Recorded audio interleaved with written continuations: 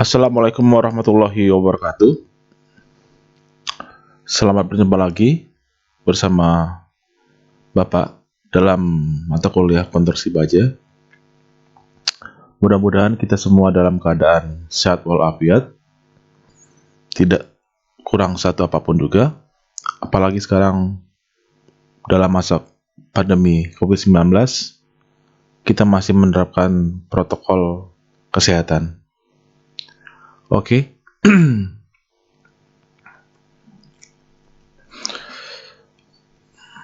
Konstruksi baja 1. Untuk material baja yang perlu kalian ketahui sebelum kita lebih lanjut membahas desain struktur baja, sebelumnya kita harus mengetahui dulu sifat atau karakter dari material baja. Material baja itu memiliki kurva tegangan dan regangan. Seperti ini, ada dua sumbu aksial horizontal dan sumbu aksial vertikal, di mana yang vertikal merupakan tegangan, sedangkan yang horizontal merupakan regangan. Untuk titik awal, dimulai dari yang gambar hijau sampai ke titik ultimate sampai akhirnya putus. Pertemuan dari grafik linear ke non-linear merupakan tegangan leleh atau titik leleh sampai ke batas ultimate atau tegangan batas. Kalau di horizontal merupakan regangan batas dan akhirnya menjadi ruptur atau titik putus. Apabila ada tekanan P, maka akan muncul tegangan F. Sehingga apabila ditanya tegangan, maka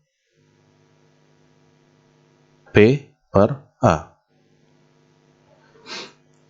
Akibat dari adanya tegangan, maka akan adanya sebuah regangan, di mana regangan adalah F per E, di mana E adalah modulus elastisnya, yang besarnya secara teoritis adalah 200.000 MPa, di mana nilai ini secara teoritis diatur melalui standar SNI.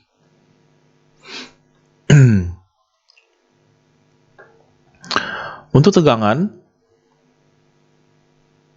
kita simbolkan F. Untuk regangan, kita simbolkan E.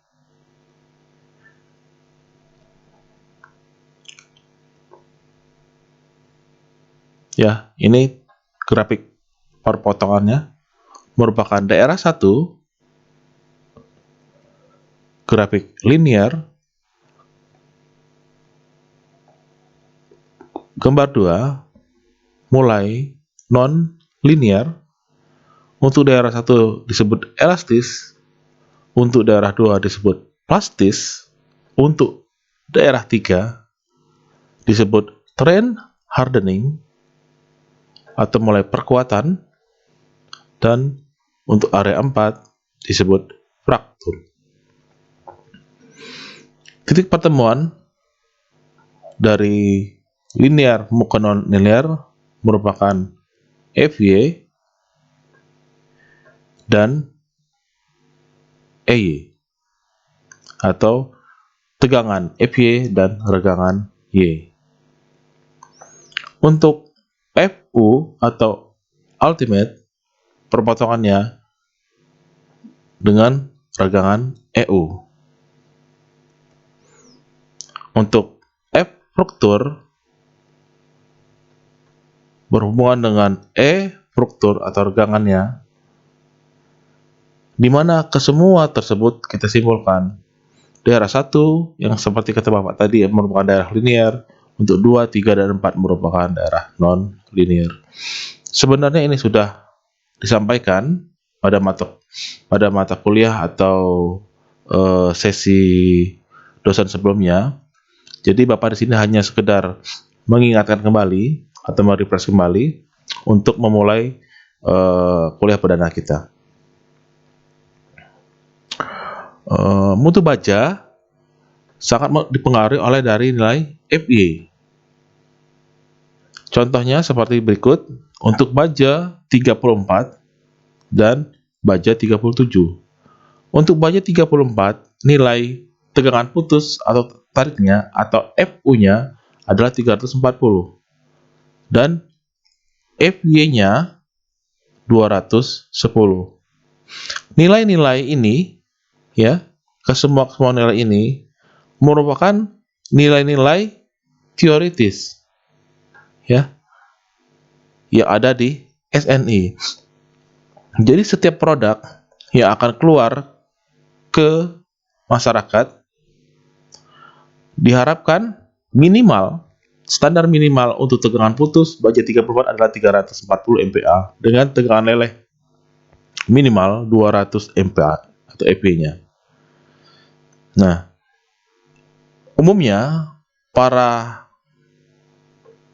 pabrikan untuk memproduksi bajanya berpedoman dengan SNI dengan melebihkan kekuatan pada baja tersebut sehingga produk mereka tetap dapat dipakai.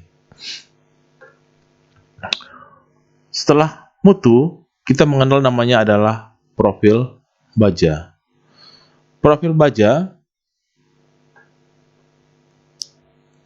ada I-beam, ada H-beam, ada channel, ada angle, ada double angle, ada pipe, ada struktur tubing, ada bars, ada plate, dan lain sebagainya.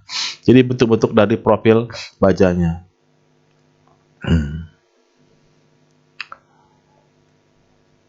Nah, untuk metode desain umumnya ada dua, ya. Yang pertama adalah desain dengan kekuatan izin atau ASD, allowable strength atau stress design. Itu yang pertama. Yang kedua ada namanya LRFD dengan analisis elastis. Metode perencanaan struktur. Nah, untuk metode ASD atau allowable stress design ini bisa dua, bisa stress dan bisa strength. Nah, sering dijumpai untuk struktur fondasi karena lebih mudah dalam pemakaiannya. Tegangan izin umumnya ada code-nya, biasanya dengan menggunakan tegangan izin dan kekuatan izin. Itu kita namakan atau sering kita namai dengan metode ASD. Sedangkan yang berikutnya adalah LRFD atau Load Resistant Factor Design. Umumnya, kalau dia mensyaratkan menggunakan beban kombinasi, jadi dapat kita pastikan bahwa perencanaan struktur tersebut menggunakan metode LRFD. Umumnya, dua metode ini memiliki rumus yang sama atau RU lebih kecil atau sama dengan RN, di mana RU merupakan gaya yang merusak, sedangkan RN adalah gaya yang menahan. Nah, jadi kalau di sini Bapak ilustrasikan ada sebuah tanggul tanah seperti gambar ini. Jadi yang di sini merupakan adalah gaya yang merusak. Sedangkan di sini merupakan RN adalah gaya yang menahan. Nah, akhirnya perbedaan ASD dan LRFD dari rumusnya bisa kita perlihatkan bahwa untuk Rn dibagi dengan SF, sedangkan di LRFD SU dikalikan SF-nya. Nah, di sini tadi contohnya penahan tanah yang Bapak jelaskan tadi. Di sini merupakan adanya gaya yang merusak, sedangkan di sini adalah ada gaya yang menahan. Ini merupakan contoh dari project erection jembatan. Nanti pada akhir slide, Bapak akan tampilkan secara utuh gambar erection jembatan baja. Desain dengan kekuatan izin atau allowable strength design atau allowable stress design, kuat izin setiap komponen struktur tidak boleh kurang dari kekuatan yang dibutuhkan. Di mana RU lebih kecil daripada Rn dibagi SF, di mana dengan ketentuan RU merupakan kekuatan yang dibutuhkan atau ASD, Rn merupakan kekuatan nominal, SF merupakan faktor keamanan, dan Rn per SF merupakan kuat izin.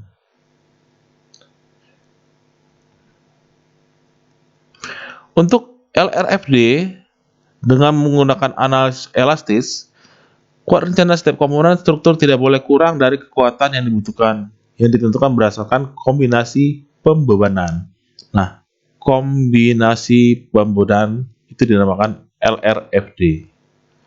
Atau RU sama dengan SF dikali Rn. RU kekuatan yang dibutuhkan, LRFD, Rn merupakan kekuatan nominal, sedangkan SF merupakan faktor tahanannya. Untuk standar kode, jadi yang membedakan antara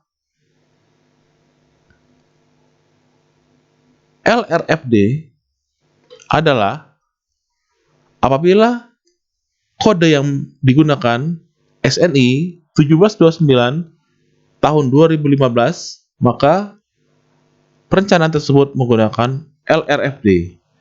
Apabila menggunakan tegangan izin sebagai kodenya, maka dia bisa dipastikan sebagai allowable stress design atau allowable strength design. Di sini Bapak contohkan contoh dari pekerjaan truss jembatan yang sedang melakukan kegiatan sambungan jembatan. Nah, di sini bisa kita lihat untuk perkuliahan berikutnya dari adanya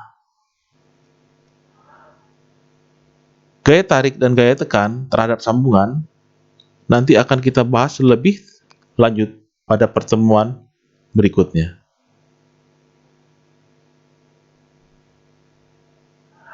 Untuk studi kasus yang ingin Bapak berikan pada perkuliahan hari ini, coba saudari identifikasikan pekerjaan-pekerjaan apa saja, khususnya baja, pada erection jembatan yang termasuk dalam perkuatan secara nominal. Dia merupakan LRFD atau ASD. Jadi hal-hal apa saja yang menyebabkan atau mengindikasikan bahwa struktur jembatan menggunakan metode ASD atau LRFD. Itu yang pertama. Yang berikutnya bisa kalian lihat secara detail proses erection jembatan konstruksi baja. Mungkin untuk kuliah perdana pada hari ini Bapak cukupkan. Silakan kalian menonton secara jelas proses erection, proses penyambungan titik-titik sambungan menggunakan baut, cara mengencangkannya, cara erection, baik itu dari perancah ataupun lainnya. Terima kasih atas perhatiannya. Wassalamualaikum warahmatullahi wabarakatuh.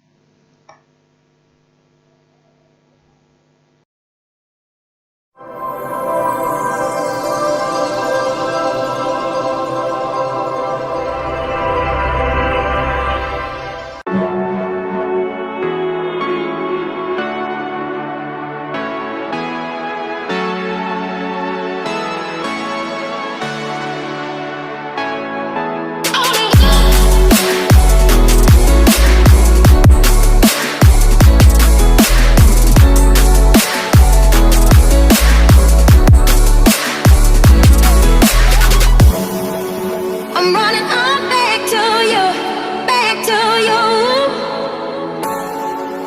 I'm running on back to you, back to you.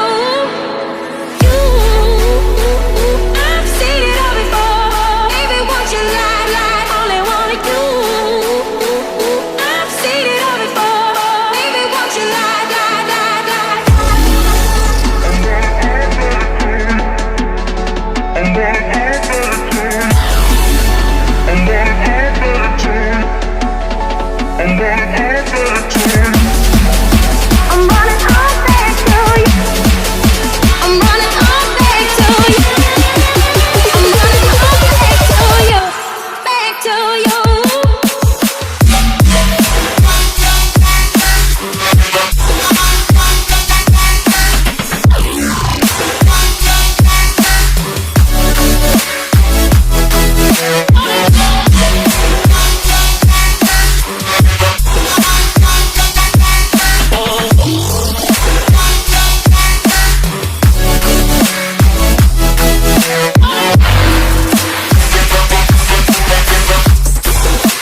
on back to you, back to you. I'm running on back to you, back to you.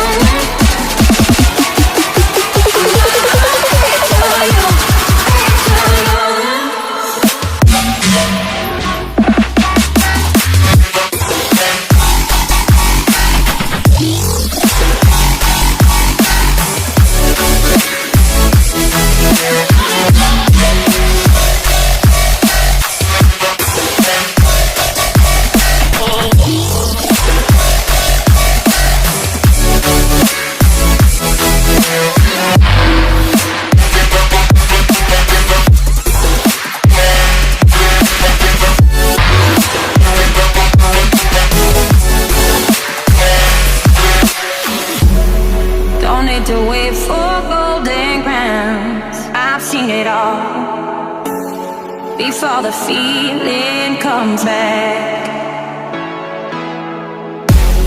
I'm trying to stand on higher ground before the feeling comes back.